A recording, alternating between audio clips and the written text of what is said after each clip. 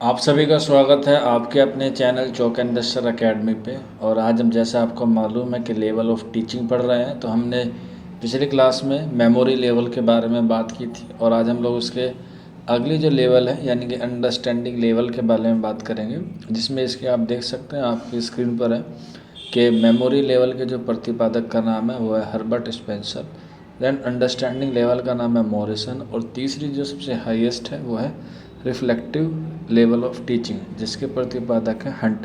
तो ये काफ़ी मरतबा एग्ज़ाम में पूछा गया है, इसलिए मैंने आज आपको इनके बारे में मालूमात करा दी। हालांकि पिछली वीडियो मैंने आपको बता दिया था, लेकिन फिर भी एक बार रिवीजन कराना से आपसे दोबारा से याद हो जाएगा। तो मेमोरी लेवल के जो प्रतिपादक हैं वो हर्बर्ट स्पेंसर, अंडरस्टैंडिंग के मॉरिसन और रिफ्लेक्टिव के हैं आपके हंट। तो इस तरह से आप इन्हें याद कर सकते हैं।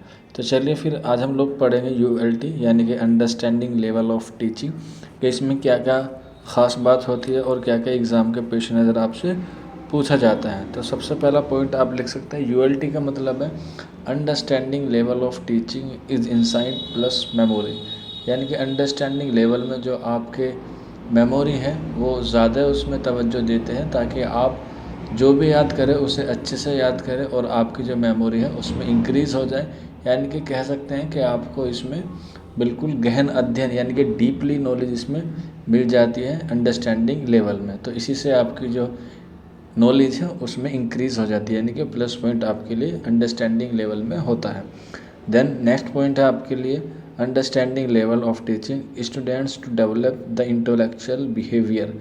यानी कि अंडरस्टैंडिंग लेवल में बच्चे के अंदर या लर्नर के अंदर इंटेलेक्चुअल बिहेवियर आ जाता है, यानी कि उसको डेवलप किया जाता है इंटेलेक्चुअल को, ताकि बच्चा हर तरह के जो तर्क विवाद है उसमें पार्टिसिपेट कर सके और उनका जो जवाब दे सके। नेक्स्ट है हमारे पास teacher and students both active.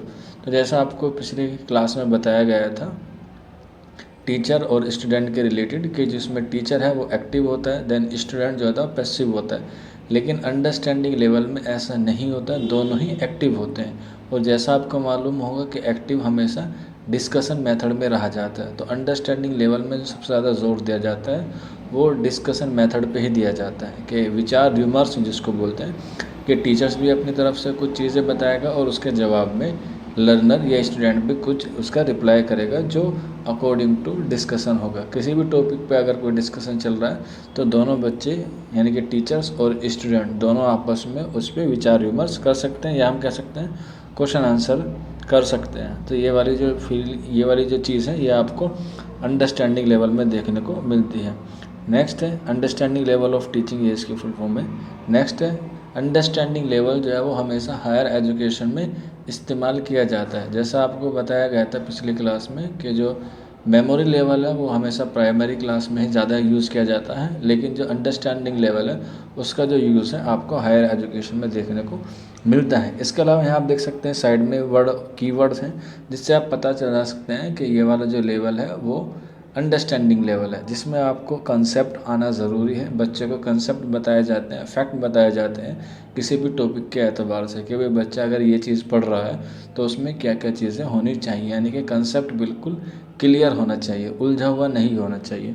Then है एग्जाम्पल, यानी कि आप बच्चों को समझा रहे हैं तो उसमें आपको कोई उदाहरण या मिसाल देनी होगी, तभी बच्चा उसे अच्छे से समझ पाएगा, उसे अपनी मेमोरी में उसे रिलेट कर पाएगा और काफ़ी वक्त तक वो चीज़ें बच्चे के या लर्नर के दिमाग में रहेगी। एग्ज़ाम्पल के तौर पे आप अगर उसे बता देंगे कि भाई ताजमहल ऐसा होता है, और जबकि आप उसे एक चार्ट में या डिजिटल के माध्यम से भी आप उसे दिखा देंगे उसकी पिक्चर ताजमहल की, तो बच्चे को यकीन हो जाएगा कि जो ताजमहल है वो वाइट कलर का है, यानी कि सफ़ेद मार्बल से बना हुआ है। तो उससे वो रिलेट करेगा और वो कभी उस चीज़ को भूल नहीं पाएगा, क्योंकि वो उस चीज़ को जब देख रहा है तो वो बिल्कुल ऐसा महसूस कर रहा है कि वो चीज़ उसने पहले नहीं देखी थी और जो अब देखी है वो बिल्कुल वास्तविकता में उसे चीज़ मालूम हो गई। जब वो उसके दीदार करने के लिए फिजिकली जाएगा तो उसे पता चल जाएगा कि ताजमहल ऐसा होता है।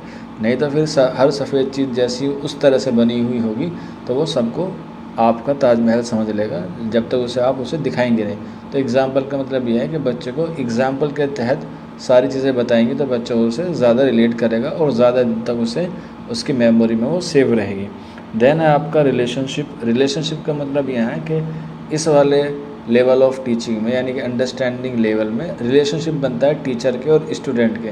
अगर एक भी इसमें से कोई नहीं रहेगा तो ये वाली लेवल ऑफ टीचिंग नहीं हो सकती। इसमें दोनों का होना ज़रूरी है, लाजमी है। अंडरस्टैंडिंग लेवल में टीचर्स भी होना चाहिए और स्टूडेंट भी, तभी ये लेवल ऑफ टीचिंग कहलाएगी अंडरस्टैंडिंग लेवल। ये कीवर्ड हैं 2-3 जो आपको याद करने एग्ज़ाम के पॉइंट ऑफ व्यू से। नेक्स्ट है कि अंडरस्टैंडिंग लेवल में क्या क्या मेथड यूज़ कर सकते हैं हम लोग और कौन कौन से इक्विपमेंट का हम इस्तेमाल करते हैं अपनी टीचिंग को दिलचस्प बनाने के लिए। तो सबसे पहले इसमें आप देख सकते हैं पॉइंट लेक्चर है, यानी कि लेक्चर ही ऐसा पुरानी विधि है, ट्रेडिशनल प्रोसेस है हमारा, आपको मालूम होगा। जो लेक्चर विधि है वो पुरानी, सबसे पुरानी विधि है, तो इसीलिए लेक्चर विधि अंडरस्टैंडिंग लेवल में कामयाब होती है। लेकिन इसमें डेमोन्स्ट्रेशन भी आता है, यानी कि बच्चे को कुछ चीज़ों दिखा के उसका भी व्याख्यान किया जा सकता है, जिसको हम बोलते हैं डेमोन्स्ट्रेशन विधि, यानी कि प्रदर्शन करके बच्चों को दिखाया जाता है। जैसे मैंने आपको भी एग्जांपल दिया ताजमहल का। देन आपका डिस्कशन मेथड, ये सबसे अच्छा मेथड माना जाता है टीचिंग का और इसीलिए अंडरस्टैंडिंग लेवल में इसको शामिल किया गया है। और डिस्कशन के लिए हमेशा 2 लोगों का होना ज़रूरी है, 2 से ज़्यादा भी हो सकते हैं, उसमें कोई गुरेज नहीं है। नेक्स्ट हमारे पास इंडक्टिव और डिडक्टिव, यानी कि आगमन और निगमन विधि भी इसका इस्तेमाल कर सकते हैं अंडरस्टैंडिंग लेवल में। नेक्स्ट हमारे पास एग्जाम्पलिफिकेशन एंड एक्सप्लेनेशन, यानी कि बच्चे को किसी चीज़ का एग्जाम्पल देकर उसके बाद में उसकी तशरीह की जाए, यानी कि उसका एक्सप्लेन किया जाए। तो इसी तरह से है, ये सारी चीज़ें हम अंडरस्टैंडिंग लेवल में कर सकते हैं।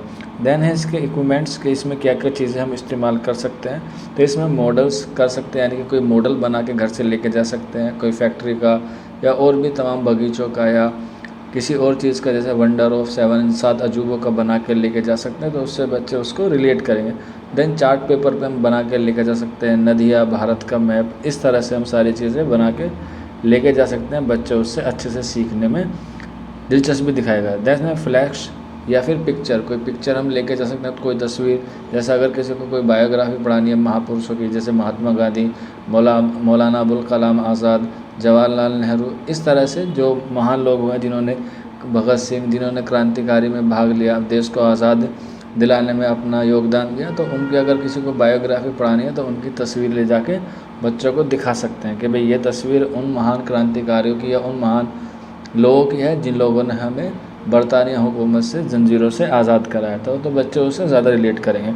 देन है इसका एवोल्यूशन, और एवोल्यूशन सबसे इम्पोर्टेंट पार्ट होता है एजुकेशन का, क्योंकि जब तक आपको पता नहीं चलेगा कि आपने बच्चे को जो सिखाया है वो कितना सिखाया है और बच्चे ने कितना सीखा है, तो उसी को जांचने के लिए हम लास्ट में या क्लास के दरमियान में भी एवोल्यूशन करते हैं, यानी कि मूल्यांकन करते हैं।